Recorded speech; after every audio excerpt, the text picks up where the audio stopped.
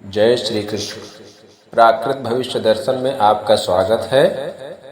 आज हम अनंत चतुर्दशी व्रत पूजन विधान आदि के बारे में आपको बताएंगे कि यह व्रत कब करना चाहिए, साथ ही इसके धार्मिक महत्व, व्रत विधि विधान, व्रत कथा और जैन धर्म में इस दिन के महत्व के बारे में जानेंगे।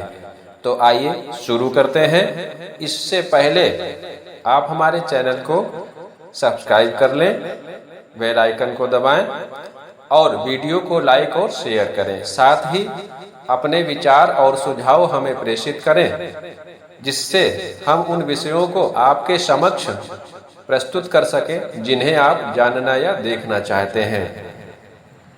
अनंत चतुर्दशी व्रत पूजन विधान।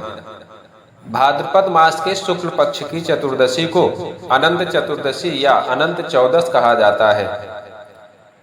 इस व्रत में भगवान विष्णु की पूजा करने का विधान है। इस व्रत में उदय व्यापिनी तिथि ग्रहण की जाती है। पूर्णिमा का योग होने पर इसका फल और अधिक बढ़ जाता है, और यदि चतुर्दशी तिथि मध्याह्न तक रहे तो और भी अच्छा है। यथा उदये त्रिमुहूर्तापि ग्राह्यानंत व्रते तिथि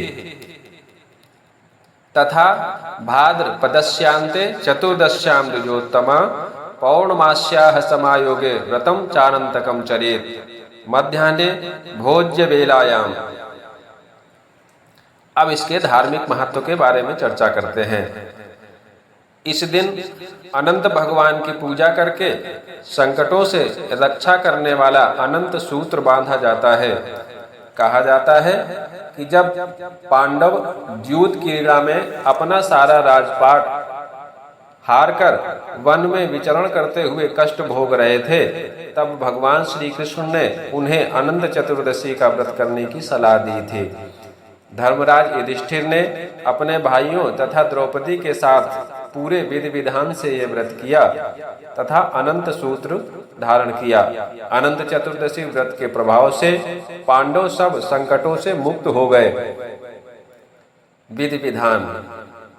प्रातः स्नान करके व्रत का संकल्प करें। यथा मम अखिल पाप क्षय पूर्वक शुभ फल वृद्धे श्रीमद अनंत प्रीति कामनया अनंत व्रतम अहम करिष्ये। शास्त्रों में यद्यपि व्रत का संकल्प एवं पूजन किसी पवित्र नदी या सरोवर के तट पर करने का विधान है, तथापि ऐसा संभव न हो सकने की स्थिति में घर में पूजा गृह की स्वच्छ भूमि पर कलश स्थापित करें। कलश पर शेषनाग की सैया पर लेटे भगवान विष्णु की मूर्ति या चित्र को रखें। उनके समक्ष 14 ग्रंथियों अर्थात गांठों से युक्त अनंत सूत्र या डोरा रखें, जिसको हम साधारण भाषा में अनंता भी कहते हैं। इसके बाद ओम अनंताय नमः मंत्र से भगवान विष्णु तथा अनंत सूत्र की षोडशोपचार विधि या यथा विधि से पूजा करें। फिर नमस्ते देव देवेश, नमस्ते धरणीधर, नमस्ते सर्वनागेंद्र, नमस्ते पुरुषोत्तम कहकर नमस्कार करें और पूजनोपरांत अनंत सूत्र को पुरुष अपने दाहिने हाथ और स्त्री अपने बाएं हाथ पे बांध ले। अनंत सूत्र बांध लेने के पश्चात किसी ब्राह्मण को नैवेद्य निवेदित पकवान देकर स्वयं सपरिवार प्रसाद ग्रहण करें। पूजा के बाद व्रत कथा को पढ़ें या सुने। कथा का सार संक्षेप यह है।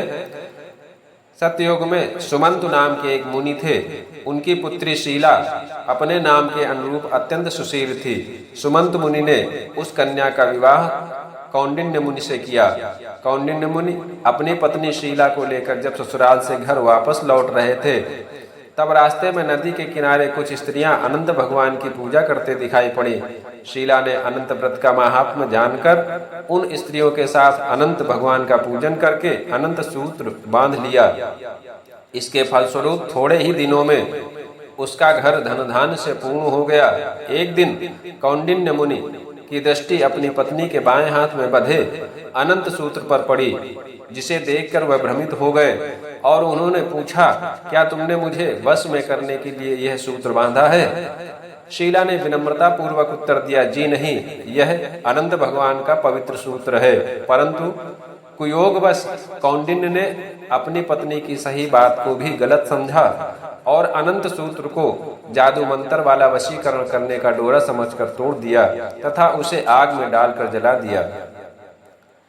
इस जघन्य कर्म का परिणाम भी शीघ्र ही सामने आ गया। उनकी सारी संपत्ति नष्ट हो गई। दीनहीन स्थिति में जीवन यापन करने में को विवश हो गए। ऐसा होने पर कौंडिन्य ऋषि ने अपने अपराध का प्रायश्चित करने का निर्णय लिया। वे अनंत भगवान से क्षमा मांगने हेतु वन में चले गए। उन्हें रास्ते में जो मिलता वे उससे अनंत देव का पता पूछते जाते थे। बहुत खोजने पर भी कौंडिन्य मुनि को जब अनंत भगवान का साक्षात्कार नहीं हुआ तब वे निराश होकर प्राण त्यागने को उद्यत हुए। तभी एक वृद्ध ब्राह्मण ने आकर उन्हें आत्महत्या करने से रोक दिया और एक गुफा में ले जाकर चतुर्भुज रूप अनंत देव का दर्शन कराया। भगवान ने मुनि से कहा, तुमने जो अनंत सूत्र का तिरस्कार किया है यह सब उसी का फल है। इसके प्रायश्चित हेतु तुम 14 वर्ष तक निरंतर अनंत व्रत का पालन करो। इस व्रत का अनुष्ठान पूरा हो जाने पर तुम्हारी नष्ट हुई संपत्ति तुम्हें पुनः प्राप्त हो जाएगी और तुम पूर्ववत सुखी समृद्ध हो जाओगे। कौंडिन्य मुनि ने इस आज्ञा को सहर्ष स्वीकार कर लिया। भगवान ने आगे कहा, जीव अपने पूर्ववत दुष्कर्मों का फल ही दुर्गति के रूप में भोगता है। मनुष्य जन्म जन्मांतर के पातकों के कारण अनेक कष्ट पाता है। अनंत व्रत के सविधि पालन से पाप नष्ट होते हैं तथा सुख शांति प्राप्त होती है।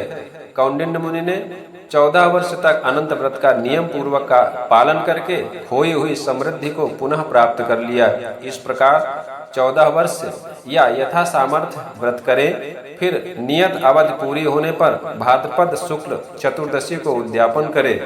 उसके लिए सर्वतोभद्र पर कलश स्थापित कर उसके ऊपर अनंत भगवान की मूर्ति और स्वर्ण, रजत, ताम्र, रेशम या सूत्र का 14 ग्रंथ युक्त अनंत दोरक या अनंता स्थापन करके उनका वेद मंत्रों से पूजन और तिल, घी, खाण, मेवा एवं खीर आदि से हवन करके गोदान, शय्यादान, अन्नदान, 14 घट, 14 सौभाग्य द्रव्य, 14 अनंत दान करके 14 युग ब्राह्मणों को भोजन करावे। फिर स्वयं भोजन करके व्रत का समापन करे।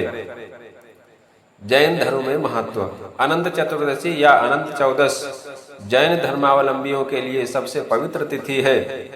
यह मुख्य जैन त्योहार पर्युषण पर्व का आखिरी दिन होता है।